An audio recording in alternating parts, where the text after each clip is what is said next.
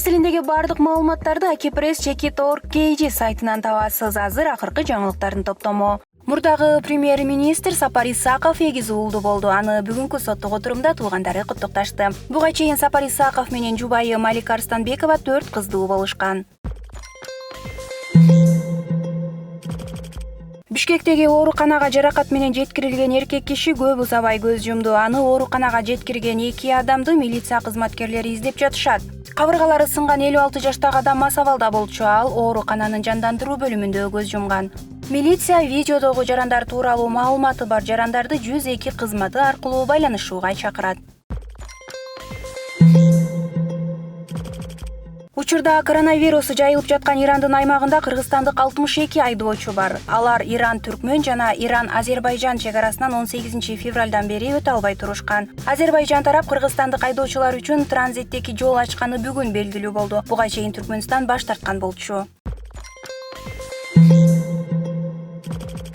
Бишкек шаарында доллар 73 сомго чыкты. Рубль менен доллардын Кыргызстандын аймактарындагы баасын билүү үчүн Турмуш басылмасынын аймактык кабарчылары банктар менен акча алмаштыруучу жайларды кыдырып чыгышкан.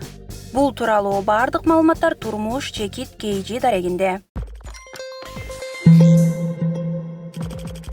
Өзгөн районундагы көмүр шахтасында каза болгон жана жаракат алган 2 адам Украина мамлекетинин жараны экени такталды. Ош облустук ички иштер башкармалыгынын расмий маалыматы боюнча Саяска ишканасынын көмүр казуучу кенинде Украинанын 21 жараны иштеп жаткан.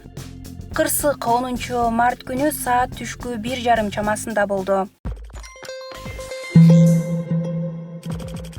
Кыргызстанга учуп келген бардык жүргүнчүлөр учактын ичинен дагы текшерилип жатат. Бүгүн 11 мартка карата өлкөдө коронавирус катталган жок. Ал эми массалык иш-чаралар токтотулду. Дүйнөдөгү 104 өлкөгө коронавирус жеткени маалым болду. Акыркы суткада бул дарт жаңы катталган өлкөлөрдүн бири Түркия.